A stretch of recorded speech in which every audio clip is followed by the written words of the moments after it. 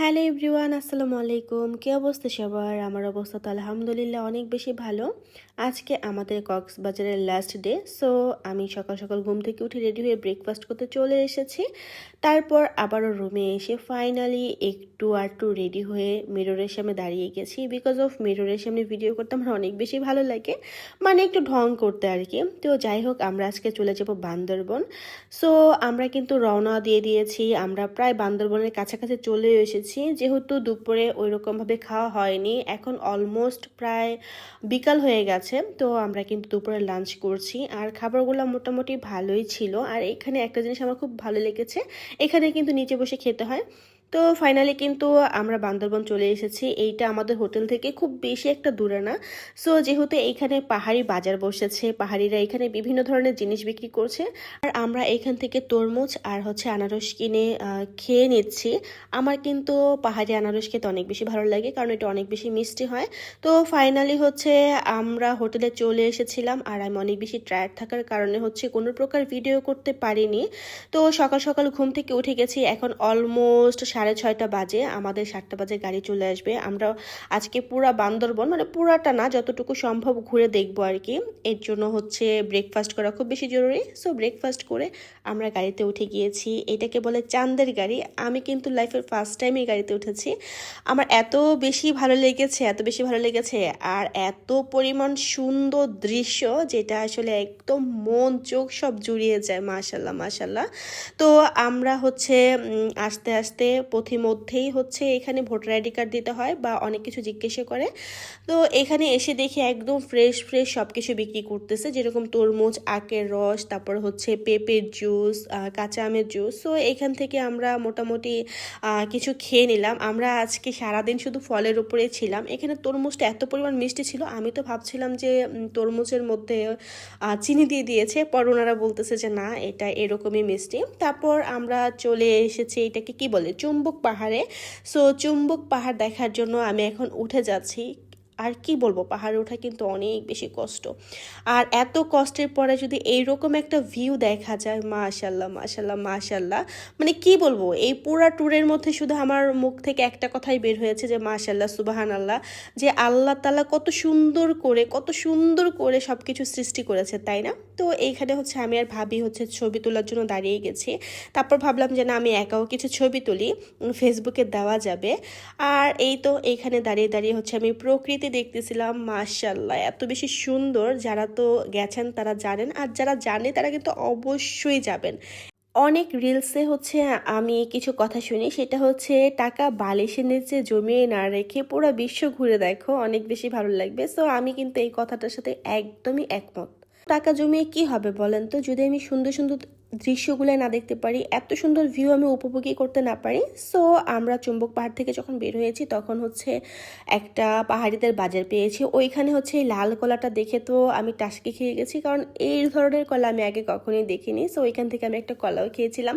তারপর আমরা চলে এসেছিলাম টাইটানিক ভিউ পয়েন্টে। এইখানে কিন্তু পাহাড়িদের একটা ছোট্টখাট্টো বাজার বসেছে, এখানে অনেক কিছুই বিক্রি করছে। তো সব কিছু তো আর খাওয়া পসিবল না, কারণ জায়গায় জায়গায় এরকম পাহাড়িদের বাজার বসে, আর আমরা এটা সেটা কিনে খাচ্ছি। পেটে ওই রকমভাবে জায়গা নেই, তবুও এখান থেকে আমরা কিছু না কিছু তো খাবোই।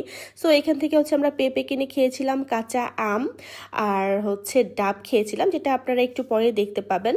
তো এই যে এইখানেও এসেও কিন্তু খুব সুন্দর একটা ভিউ পেয়ে গিয়েছি। এত পরিমাণ সুন্দর, এত পরিমাণ সুন্দর যে কি আর বলবো। আসলে এত জার্নি করতেছি, তারপরে এত ঝাঁকি খাচ্ছি। মানে জার্নি করা কিন্তু ভীষণ কষ্টের একটা বিষয়। আমার কিন্তু খুবই কষ্ট লাগে জার্নি করতে, বাট জার্নি করার পরে যদি এত সুন্দর একটা দৃশ্য দেখা যায়, তাহলে কিন্তু আসলে আর কোনো কষ্টই থাকে না। এই মুহূর্তে আমি জার্নি করার কষ্ট টোটালি ভুলে গিয়েছিলাম, বিকজ অফ এত সুন্দর জায়গা। আর তারপর দেখেন কি পরিমাণ রোদ। আজকে এত পরিমাণ রোদ ছিল যেটা বলার বাহিরে। এই রোদও আজকে আমার কাছে খুব ভালো লাগতেছিল, বিকজ অফ এত সুন্দর জায়গা। আমি আগে তো কখনো আসিনি বান্দরবনে, এরকমভাবে এসেছিলাম, বাট এইখানে আসিনি। আমরা লাস্টবার যখন রাঙামাটিতে এসেছিলাম, তখন সাজে গিয়েছিলাম বান্দরবন হয়ে। সো তখন যা দেখার ওই গাড়ি থেকে একটু দেখেছিলাম, এই আর কি। তো এখানে আমি আর ভাবি ছবি তুলতেছি, আর আমি বলতেছিলাম যে আমি ভাবির থেকে অনেক লম্বা। তো এখানে ভাই আর ভাবি ছবি তুলবে, আমি চলে গিয়েছি। আর এই তো এখন আমরা ডাব খাবো। আসলে এত পরিমাণ রোদ উঠেছে, ডাব খাওয়া কিন্তু শরীরের জন্য এখন খুবই উপকারী একটা বিষয়। তো আমরা জায়গায় জায়গায় যাচ্ছিলাম আর হচ্ছে ডাব কিনে খাচ্ছিলাম, না হলে তো অবস্থা অনেক বেশি খারাপ হয়ে যাবে।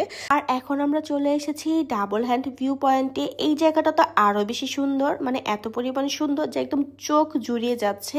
যেদিকেই তাকাচ্ছি সেদিকেই শুধু পাহাড় আর পাহাড়, আর আমার পাহাড় কিন্তু অনেক বেশি পছন্দ। সো আমার অনেক বেশি ভালো লাগছিল। আর ইনারা মানে এত পরিমাণ ছবি তুলতেছিল যে 2টা পয়েন্টই তারা হচ্ছে একদম দখল করে রেখেছে। তারপর যখন আমরা বললাম যে আমাদেরকে একটা ছেড়ে দেন, আমরা ছবি তুলে চলে যাব, সো তারপর কিন্তু আমাদের জায়গাটা খালি করে দিয়েছে। আর এই মুহূর্তে আমি কিছু ছবি আর কিছু ভিডিও করে নিচ্ছি, কারণ আমি জানি না যে আমি আর কখনো এই জায়গায় আসতে পারবো কিনা। এইখান থেকে হচ্ছে আমরা চলে এসেছি নীলগিরিতে। আর এই নীলগিরিতে আসা পর্যন্ত আমি শুধু সব জায়গায় পাহাড় আর পাহাড়ি দেখেছি। আমার তো খুব বেশি ভালো লাগতেছিল। আর রোদের কারণে আর অনেক বেশি জার্নির কারণে আমি অলমোস্ট খুব বেশি টায়ার্ড হয়ে গিয়েছিলাম। তবুও রোদের মধ্যে হচ্ছে একটু হাঁটাহাঁটি করছি, একটু ভিডিও ক্যাপচার করছি কিংবা কিছু ছবি তুলছি, কারণ ওই যে বললাম স্মৃতি হিসাবে আমি এগুলো রেখে দিব। কারণ আমি জানি না তো যে আল্লাহ আবারও কখনো আমাকে ওখানে নেবে কিনা। সো স্মৃতি হিসেবে থাকবে, আমি মাঝে মাঝে দেখবো, আমি শান্তি পাবো। তো এখান থেকে আমরা চলে যাব হচ্ছে নীলাচলে। সো ওখানে যাওয়ার পর হচ্ছে খুব বেশি ভিডিও করিনি, মানে মূলত কোনো ভিডিওই করিনি বিকজ অফ অনেক বেশি টায়ার্ড হয়ে গিয়েছিলাম। আর আপনারা যারা হচ্ছে নীলগিরি নীলাচল একদিনে হচ্ছে দেখেছেন তারা অনেক বেশি টায়ার্ড হয়ে গিয়েছেন, সেটা আমি জানি বিকজ অফ আজকে আমি নিজেই টায়ার্ড হয়ে গিয়েছি। তো যাওয়ার সময় হচ্ছে এই যে এই পাহাড়ি রাস্তাটা এত পরিমাণ সুন্দর লাগছিল, যার কারণে হচ্ছে আমি একটু ভিডিও করে নিয়েছি। আর এই তো ফাইনালি হচ্ছে আমরা নীলাচল চলে এসেছি। এসে এই পর্যন্তই ভিডিও করেছি যে আমরা ঝালমুড়ি খাচ্ছি, তারপর আর ভিডিও করতে পারিনি, আমি অনেক টায়ার্ড হয়ে গিয়েছিলাম।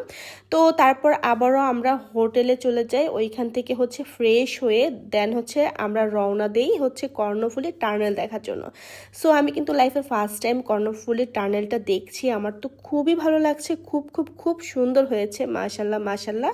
তারপর হচ্ছে আমরা চলে যাই পতেঙ্গাতে। এইখানে আমরা কিছুটা সময় কাটিয়ে দেন হচ্ছে এখানে আমরা চিংড়ি মাছ খেয়েছি, কাঁকড়া খেয়েছি, যেটা হচ্ছে একটু পর আপনারা দেখতেই পারবেন।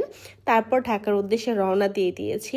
তো পতেঙ্গাতে আসার পর আমার অনেক বেশি ভালো লাগছিল, কারণ হচ্ছে আজকে সারাটা দিন সেই সকাল 7টা থেকে এখন প্রায় সন্ধ্যা হয়ে গেছে, আমরা কিন্তু জার্নির উপরেই আছি।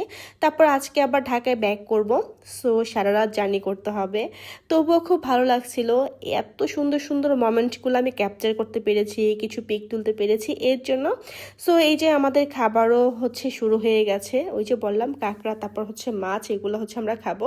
সো যাই হোক, আমার আজকের ভিডিওটা এই পর্যন্ত, দেখা হবে নতুন ভিডিওতে। সেই পর্যন্ত আপনারা সবাই ভালো থাকবেন, সুস্থ থাকবেন। আর অবশ্যই কমেন্ট করে জানাবেন ভিডিওটা আপনাদের কেমন লেগেছে, কারণ ভিডিওটা করতে কিংবা ভয়েস ওভার দিতে এডিট করতে কিন্তু আমার অনেক বেশি কষ্ট হয়েছে। তো অবশ্যই কিন্তু আপনারা জানাবেন আমার এই ভিডিওটা কেমন হয়েছে, আর কাঁকড়া খেতে কার কার ভালো লাগে।